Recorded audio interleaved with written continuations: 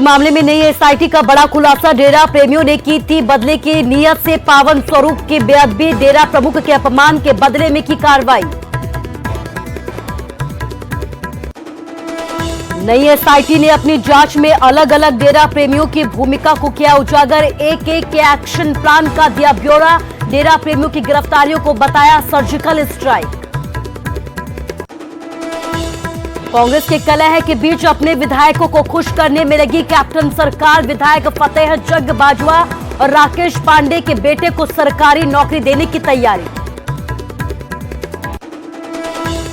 पंजाब की कलेश पर दिल्ली में कांग्रेस का महामंथन। तीसरे दिन भी हाईकमान की बैठक जारी। विधायक और सांसद हो रहे पेश। प्रताप सिंह बाजवा भी रखेंगे अपना पक्ष। कलह के बीच कैप्टन अमरिंदर सिंह कर रहे कैबिनेट मंत्रियों से बैठक। छठे पे कमीशन को लागू करने पर भी बातचीत संभव। टोहाना में हालात फिर तनावपूर्ण। जेजेपी एमएलए के खिलाफ एकजुट हो रहे किसान। देवेंद्र सिंह बबली के खिलाफ खोला मोर्चा। किसान नेता गुरनाम सिंह चौधरी भी मौजूद। गृह मंत्री अनिल विज की किसानों को चेतावनी। बोले कानून हाथ में लिया तो होगी कार्रवाई। इस तरह के का विरोध नहीं होगा बर्दाश्त। फतेहाबाद में रोडवेज ड्राइवर कंडक्टर की शर्मनाक करतूत आई सामने। युवक की बेरहमी से की पिटाई। सिर और आंख पर लगी गंभीर चोट। ब्लैक फंगस से पीड़ित मां को बस में चढ़ा रहा था युवक। हिमाचल में कोविड केयर सेंटर से सामने आई अलग ही तस्वीर। मरीज और मेडिकल स्टाफ कर रहे प्रार्थना ताकि मरीजों के मन में ना आए कोई नेगेटिव विचार।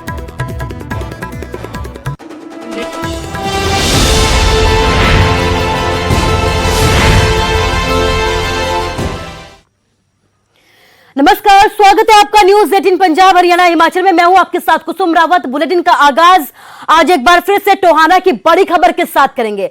टोहाना में हालात फिर आज तनावपूर्ण हो गए हैं। जेजेपी विधायक के खिलाफ अब किसान यहां पर एकजुट होने लगे हैं। देवेंद्र सिंह बबली के खिलाफ यहां पर किसानों ने मोर्चा खोल दिया है।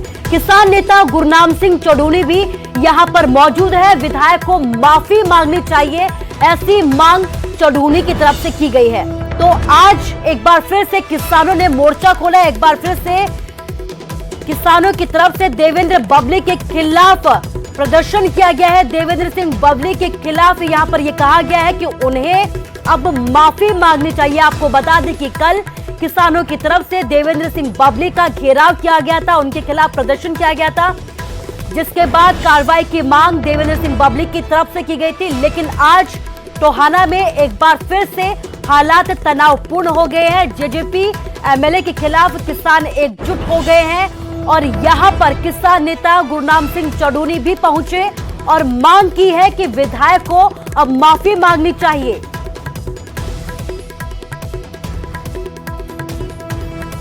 देखिए, कल जो यहाँ का एमएलए है उसने जो व्यवहार किया, यहाँ पे लोगों को माँ बहन की गालियाँ निकाली हैं और लोगों को डराया धमकाया, इस भड़काने की कोशिश की कि यहाँ पे उपद्रव किसी तरह से हो जाए, लोग भड़क जाएं और किसानों को भद्दी भाषा में बात की।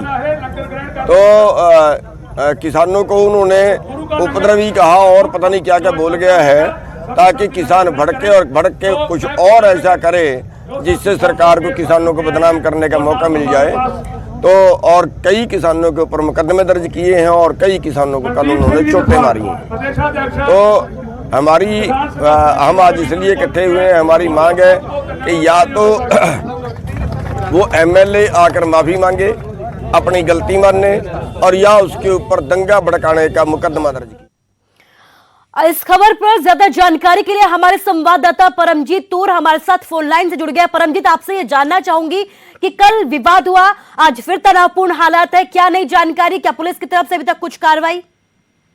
जी, जो कल का घटनाक्रम था उसके बाद से ही जो है किसान लामबंद होने के लिए गांव-गांव जाकर अपील करने लगे और आज सुबह ही हजारों की संख्या में जो है किसान एकत्रित हुए और वहां से एक जुलूस के रूप में जो है शहर में रोष प्रदर्शन करते हुए लघु सचिवालय में पहुंचे और अभी तक जो है किसानों ने लघु सचिवालय में ही पड़ाव डाला हुआ है और हजारों की संख्या में किसान जो है यही इकट्ठे हैं। पहले दौर की मीटिंग जो है गुरनाम सिंह चंदूनी किसान नेता और प्रशासनिक अधिकारियों के बीच में हो चुकी है, लेकिन उसके कोई भी सुखद परिणाम नहीं निकले हैं। इसके अलावा जो है प्रशासनिक अधिकारी जो है देवेंद्र सिंह बबली से भी संपर्क में है और किसान नेता गुरनाम सिंह चंदूनी स्थानीय किसान नेताओं के साथ अपनी बैठक कर रहे हैं। और पुलिस प्रशासन जो है, भारी पुलिस बल जो है लघु सचिवालय में तैनात है और हर स्थिति पर नजर रखे हुए है, लेकिन किसान जो है विधायक की माफी की बात पर अड़े हुए हैं। जी जी परमजीत, इस तमाम जानकारी के लिए आपका शुक्रिया। तो माफी की मांग की जा रही, किसानों की तरफ से प्रदर्शन किया गया था, कल जेजेपी विधायक का विरोध किया गया था और इस बीच आज कहा यह जा रहा है कि मर्यादा भूल गए थे विधायक और यही वजह है कि किसानों की तरफ से मांग की जा रही है कि जेजेपी विधायक देवेंद्र बबली अब माफी मांगे।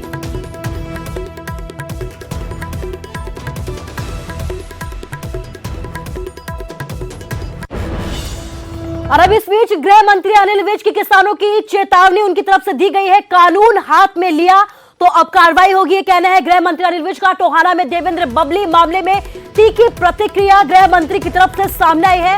इस तरीके का विरोध प्रदर्शन बर्दाश्त नहीं किया जाएगा, मामले में सख्त से सख्त कार्रवाई की जाएगी, ये कहना है गृह मंत्री अनिल विज का। कानून किसी को भी हाथ में लेने का अधिकार नहीं है, तो सख्त लहजे में चेतावनी ऐसे किसानों को जारी की गई है जिनकी तरफ से इस तरीके का विरोध सामने आ रहा है। कल टोहाना की जो तस्वीरें सामने आई उसके बाद मनोहर के मंत्रियों की तरफ से इस तरीके के प्रदर्शन की निंदा की गई और आज गृह मंत्री अनिल विज की तीखी प्रतिक्रिया सामने आई है कि इस तरीके का प्रदर्शन, इस तरीके के हिंसक जो प्रदर्शन है उसे किसी भी हालत में अब बर्दाश्त नहीं किया जाएगा। ऐसे प्रदर्शन करने वालों के खिलाफ अब कानूनी कार्रवाई की जाएगी। देखिए, हमने पहले दिन से कहा है कि आंदोलन करना उनका अधिकार है, लेकिन कानून अपने हाथ में नहीं लेने देंगे। कल जिस प्रकार से वहां पर झड़प हुई है और काफी गंभीर जख्म भी आए हैं, इस चीज को बर्दाश्त नहीं किया जाएगा, पूरी कार्रवाई की जाएगी।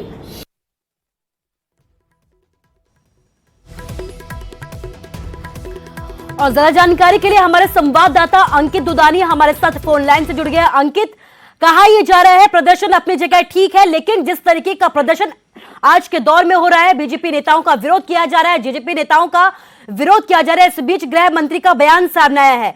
क्या नई जानकारी आपके पास कि किस तरीके की कार्रवाई अब की जाएगी? बिल्कुल बिल्कुल कुसुम, जिस तरह से जो देवेंद्र बबली हैं उनका विरोध हुआ और विरोध ही नहीं, गाड़ी तोड़ दी गई और साथ ही जो पीए है उसको भी चोट आई है, टाके आए हैं। तो कहीं ना कहीं किसानों द्वारा इस तरह से हिंसक जो प्रदर्शन किया गया वो कहीं ना कहीं गलत था और उसी गलती के ऊपर अनिल विज साफ तौर पर ये चेतावनी देते हुए नजर आए और चेतावनी भरे लहजे में ये कहते हुए नजर आए हैं कि ये बिल्कुल गलत है और ये गलत यहाँ तक भी है कि इस तरह से नहीं होना चाहिए। अगर इस तरह की कोई बात होती है तो आगे उनको नहीं बख्शा जाएगा और कहीं ना कहीं केस दर्ज किए जाएंगे। उन्होंने साफ तौर पर कहा कि 200 मीटर दूर से काले झंडे दिखाएं, विरोध प्रदर्शन करें, वो सारी चीजें जायज है, वो 200 मीटर दूर से करें, लेकिन ऐसा नहीं हो सकता कि जनप्रतिनिधि किसी के दुख में जा रहा है, सुख में जा रहा है, कहीं भी जा रहा है तो उसको जाने से रोक दे। ये उसका भी मौलिक अधिकार है और उसको का हनन किसान नहीं कर सकते। तो कहीं ना कहीं गृह मंत्री साफ तौर पर है कि साफ लहजे में ये कहते हुए नजर आए और किसानों को चेतावनी देते हुए नजर आए कि इस तरह के किसी भी किसान को बख्शा नहीं जाएगा और इस मामले में भी जो जो नाम सामने आए हैं उनके खिलाफ FIR दर्ज करने के आदेश दिए गए हैं और साथ ही कड़ी कार्रवाई करने के आदेश दिए गए हैं।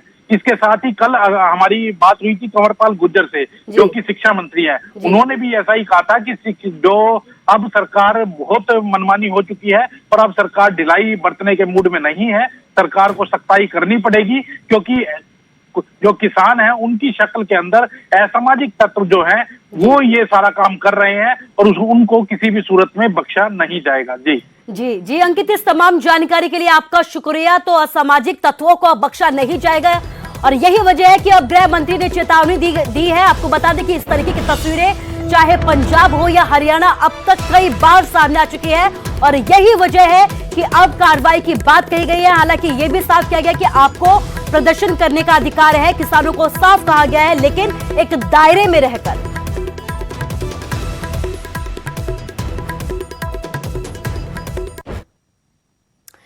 और कोरोना के खतरे को देखते हुए हरियाणा में 12वीं बोर्ड की परीक्षाओं को भी रद्द कर दिया गया है। से बातचीत में शिक्षा मंत्री कंवरपाल गुर्जर ने यह कहा है कि बच्चों की सुरक्षा को देखते हुए हमारी तरफ से यह फैसला लिया गया है। मुख्यमंत्री के साथ बैठक के बाद बच्चों को प्रमोट करने की प्रक्रिया शुरू कर दी जाएगी। के मद्देनजर उन्होंने 12वीं की जो परीक्षाएं थी उनको अभी स्थगित कर दिया। तो ये पूरे देश का निर्णय है और हम सब भी इस निर्णय का ही पालन करेंगे। मैं समझता हूँ कि माननीय प्रधानमंत्री जी ने पूरे परिप्रेक्ष्य में जो देश की एक समस्या थी उसको देखकर उन्होंने निर्णय लिया है। और जब भी स्थिति सामान्य होगी, जब भी माननीय प्रधानमंत्री जी कहेंगे या माननीय शिक्षा मंत्री जब भी निश्चित करेंगे तो उस समय ही परीक्षाओं के बारे में विचार किया जाएगा। तो सीबीएसई ने 12वीं की परीक्षा को अब रद्द कर दिया गया है। प्रधानमंत्री नरेंद्र मोदी ने खुद इसकी जानकारी दी है। फैसला बच्चों की सुरक्षा और उनके स्वास्थ्य को ध्यान में रखते हुए लिया गया है। इस फैसले पर करनाल में बच्चों और अध्यापकों की मिलीजुली प्रतिक्रिया देखने को मिली है। उनसे बातचीत की हमारे संवाददाता हिमांशु नारंग ने। सीबीएसई प्लस 2 की परीक्षा रद्द कर दी गई है और उसके बाद अलग अलग रिएक्शन बच्चों के आ रहे हैं, अभिभावकों के आ रहे हैं, टीचर्स के आ रहे हैं। लेकिन ये जो डिसीजन लिया गया है वो बच्चों की सुरक्षा और उनके स्वास्थ्य को लेकर लिया गया है। हमारे साथ कुछ बच्चे, कुछ टीचर्स और उनके अभिभावक मौजूद हैं। क्या कहना चाहेंगे बेटा, जब पहला ये जो है डिसीजन सामने आया सरकार का कि परीक्षा रद्द है, तो आपके मन में क्या आया? सबसे पहले तो हमें खुशी हुई कि हमारी हेल्थ को ध्यान में रख के कोई डिसीजन लिया गया है। बट सेकेंडली हमारे दिमाग में यह आया कि अब हमारे इवैल्यूएशन कैसे होगा, एग्ज़ाम हमारे मार्क्स का, हमारी यूनिवर्सिटीज़ के एडमिशन का, हमारा करियर कैसे अब डिसाइड किया जाएगा। तो डेफिनेटली एक मिक्स्ड फीलिंग थी। हम कुछ समझ नहीं पा रहे हैं इस टाइम तक भी क्या होगा क्या नहीं होगा। सो डेफिनेटली अगर एक ऑल्टरनेटिव हमें बताया जाता कि क्या हो रहा है तो हमें ज़्यादा सेटिस्फेक्शन मिलती। और बच्चे भी हमारे साथ मौजूद हैं। आपने भी बहुत सपने होंगे कि प्लस 2 में अच्छे मार्क्स आएंगे, एक सेलिब्रेट करेंगे, लेकिन अब एग्जाम नहीं होंगे, रद्द हो गए हैं। आपके मन में क्या कुछ आया जब ये पता आपको चला? जी सर न्यूज़ काफ़ी शॉकिंग थी हम सभी के लिए। और अभी जो हालात सिचुएशन है वो काफ़ी ब्लैंक है और काफ़ी कंफ्यूजिंग है। और हालांकि बात तो ये है कि अभी हमारे पास ब्लेम करने को कोई है नहीं। जहां एक हाथ पे हमने इतने समय तक जो मेहनत की, अब उसका रिज़ल्ट हमें किस तरीके से मिलेगा। और बट अगर दूसरे हाथ पे देखा जाए कि जो हमारी हेल्थ को रिलेटेड जो गवर्नमेंट ने हमें जो न्यूज़ दी हमारे लिए, अब वो भी गलत नहीं है एक टाइप से। और जैसे सही कहा है कि if you have health you have hope and if you have hope you have everything. तो हमारे साथ कुछ टीचर्स भी मौजूद हैं, पेरेंट्स भी मौजूद हैं। मैम क्या कहना चाहेंगे? बच्चों को काफ़ी तैयारी करवाई होगी लेकिन अब परीक्षा नहीं होगी, किस तरीके से आप देखते हैं? हमने अपने बच्चों को पूरा साल तैयार किया, चाहे ऑनलाइन क्लासेस थी, चाहे टीचर्स ने कितनी भी मुश्किल से उसको अडेप्ट किया, लेकिन हमने अपने बच्चों के साथ मेहनत में कोई कमी नहीं छोड़ी। हमें अच्छा लगता कि ये इंटरव्यू होता, हमारा रिज़ल्ट आता और हम कहते कि हमारे बहुत सारे बच्चों ने 100 on 100 स्कोर किया और हमारे बहुत सारे बच्चे इसके लिए तैयार भी थे। और उनके लिए हमें दुख है कि वो इस तरह से, हम कहते कि हम प्राउड फील करते कि वो डिस्ट्रिक्ट टॉपर है, हमारे डिस्ट्रिक्ट में सारी सीट्स हमारे बच्चों ने ही ली हैं। बट उनकी हेल्थ बहुत इम्पोर्टेंट है। जो डिसीजन हुआ उस नज़रिए से ठीक है।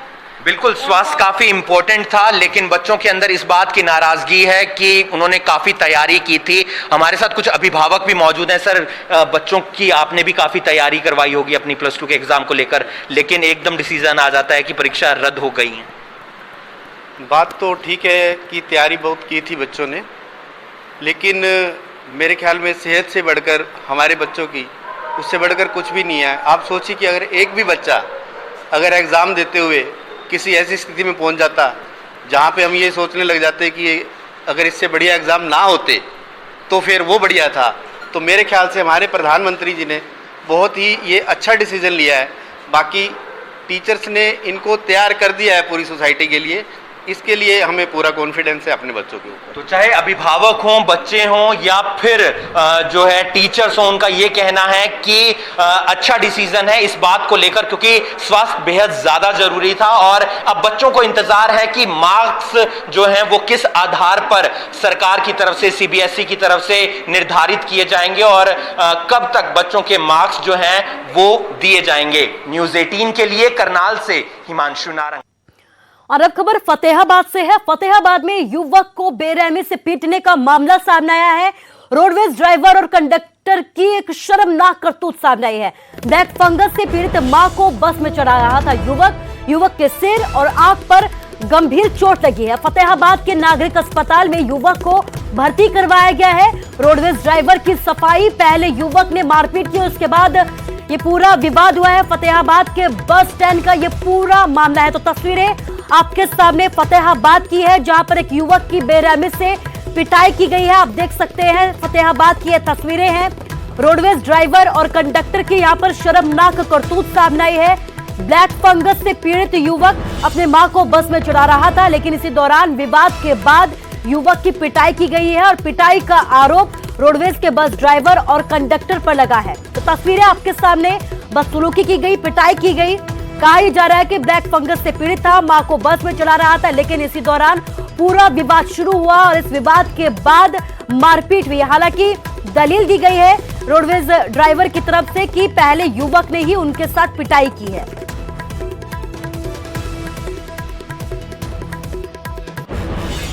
पेशेंट है तो कोई प्राइवेट व्हीकल था नहीं सर, तो बस स्टैंड पे हम वेट कर रहे थे काफ़ी देर से। तो हिसार से एक बस आई थी जो कि बस स्टैंड के अंदर से होते हुए बाहर गेट की तरफ निकल रही थी। तो मैं अंदर ही भाग के बस के बैठ गया और सीट रोक ली मैंने मम्मी के लिए।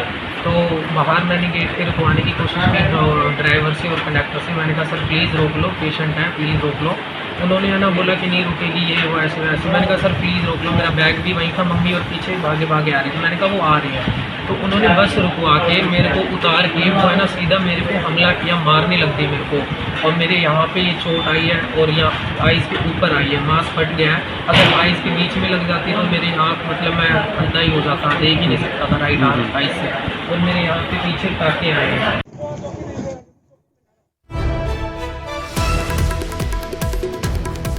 और इस खबर पर ज्यादा जानकारी के लिए हमारे संवाददाता जसपाल हमारे साथ फतेहाबाद से फोन लाइन से जुड़ गए हैं। जसपाल, मारपीट का ये मामला सामने आया है। रोडवेज ड्राइवरों की दलील है कि उनकी तरफ से मारपीट नहीं की गई और युवक का ये कहना है कि उसके साथ बदसलूकी भी हुई है और मारपीट भी हुई है। क्या है पूरा अपडेट आपके पास?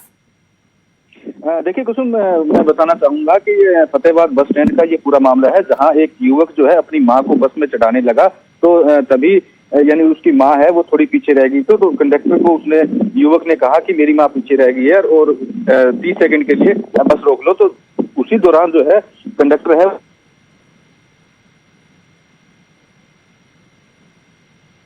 मारपीट की है। उसने केवल बस को जो है रोकने के लिए कहा और उसी दौरान जो तैश में आकर जो कंडक्टर ने उसके साथ मारपीट की। किसी माँ को जो है बस में नहीं चढ़ाया और काफी इसमें जो है युवक को आप तस्वीरों में देख सकते हैं कि काफी चोटें इसमें जरूर आई है। जरूर लगी है। जसपाल, जानना चाहूंगी कि पुलिस की तरफ से कोई कार्रवाई इसमें अभी तक?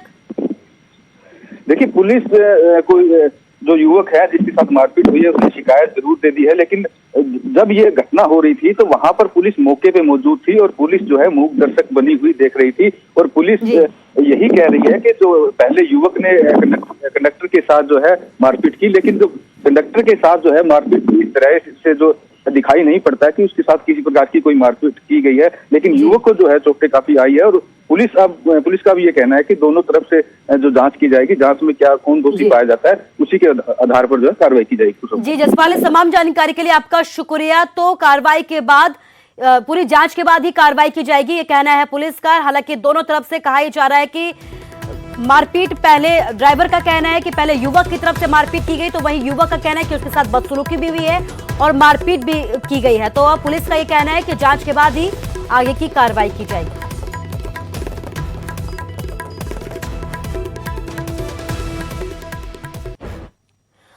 और अब बात कोरोना के मामलों की करते हैं। हरियाणा में कोरोना के नए मामलों में कमी जरूर आई है, लेकिन ब्लैक फंगस का खतरा लगातार बढ़ता जा रहा है।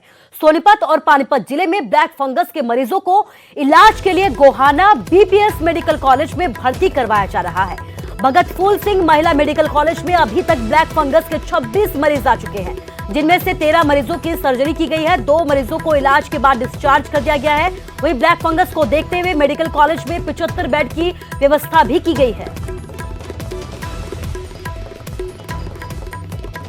26 मरीज इसके दाखिल हुए, जबकि हमने 20 बेड्स की से शुरुआत करी थी। बेड्स इंक्रीज करके हमने 75 तक का आंकड़ा हमने वो कर लिया है कि हमारे पास इतना है कि हम मरीज़ अगर बढ़ते हैं तो हम उनको कैटर कर सकें, हम उनसे डील कर सकें। तो इन 26 में से 2 हमारे डिस्चार्ज हुए हैं पेशेंट्स और ठीक ठाक हालत में गए हैं जो, और इसमें से मृत्यु अभी तक बड़ी हर्ष की बात है, अभी तक मृत्यु किसी की नहीं हुई है हमारे पास जो एडमिट हुए केसेस, और 13 की सर्जरी आज के केसेस मिला के हमारे पास हो जाएगी।